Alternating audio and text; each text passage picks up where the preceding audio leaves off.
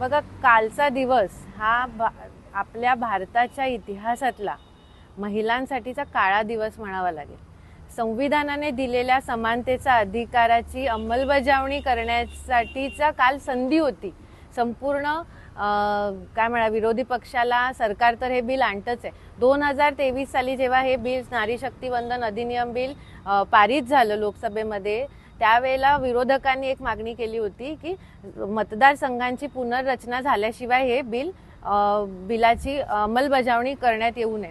त्यानुसार 16 एप्रिल 2026 पूर्वी हे बिल लागू होणार नाही अशा पद्धतीने सरकारने त्यामध्ये तरतूद केली होती.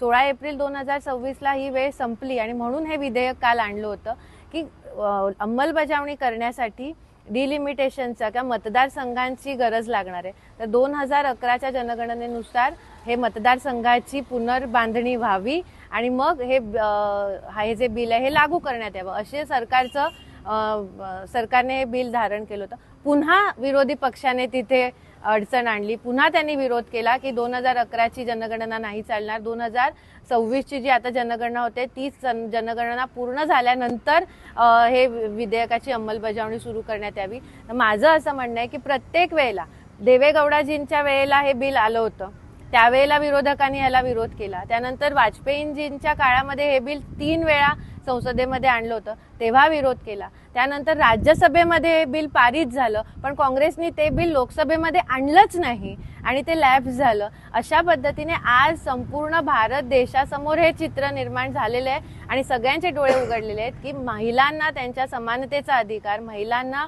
लोकसभेमध्ये आणि विधानसभेमध्ये 33% आरक्षणाच्या अधिकाराच्या विरोधात हे काँग्रेस सरकार आहे. यांना फक्त तिथे बसून हे जे काँग्रेसमधले जे पुरुष आहेत, कारण की काँग्रेसमधले सुद्धा जे महिला असतील त्यांना सुद्धा वाटत असेल की आम्हाला सुद्धा आरक्षण मिळावं आणि आम्ही सुद्धा तिथे लोकांचं प्रतिनिधित्व करावं. त्याचं म्हणणं असं आहे की महिला विधेयकाच्या आडून त्यांनी मतदारसंघाची फेररचना करायची आहे आणि त्यामुळे आमचा विरोध आहे, आमचा विधेयकाला विरोध नाहीये.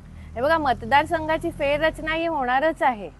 तुम्ही आज जर तुमचा आपला फक्त इथला लोकल जर बघितला तर नालासोपाऱ्याची मतदार संख्या ही 6 लाख आहे, वसईची 3,54,000 आहे, बोईसर मधला भाग आपल्याकडे जो येतो तो 1.5 लाख आहे. एकूण जर आपण मतदारांची संख्या बघितली तर किती होते?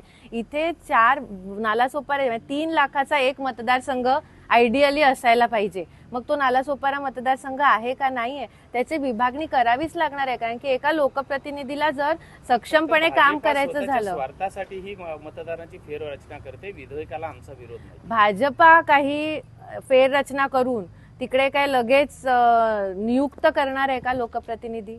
लोकप्रतिनिधी कसे येणार? ते लोकशाहीच्या मार्गाने, निवडणुकीच्या प्रक्रियेच्या मार्गानेच निवडून जाणार आहेत.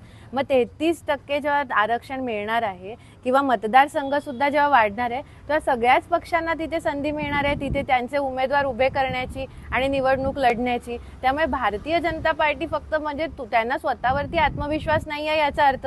एकतर त्यांच्याकडे उमेदवार कमी आहेत की आम्ही एवढे मतदारसंघ झाल्यावरती आम्हाला उमेदवार मिळतील का, हा एक त्यांच्या समोर कदाचित प्रश्नचिन्ह असेल. म्हणून ते भारतीय जनता पार्टीवर अशा पद्धतीने आरोप करतायत. पण हे फक्त आरोपाचं राजकारण आहे. इथे लोकशाही पद्धतीने पूर्ण डिलिमिटेशन होणं हे आवश्यक आहे, कारण प्रत्येक मतदारसंघाला त्याचं एक लिमिट असतं. एवढ्या मतदारांना एक लोकप्रतिनिधी, ते जर वाढलं तर तो लोकप्रतिनिधी कसा न्याय देणार त्या लोकांना? त्यामुळे हे डिलिमिटेशन होणं गरजेचं आहे, हे मतदारसंघ वाढणं गरजेचं आहे आणि महिलांना 33% आरक्षण मिळणं गरजेचं आहे. जेव्हा या महिलांना आरक्षण मिळेल, महिलांचं प्रतिनिधित्व विधानसभेमध्ये आणि लोकसभेमध्ये वाढेल, तेव्हा देशाच्या संपूर्ण निर्णय प्रक्रियेमध्ये, धोरण ठरवण्याच्या प्रक्रियेमध्ये महिलांचा समावेश होईल आणि त्यावेळेला आपल्याला एक चांगलं सकस राजकारण पाहायला मिळेल.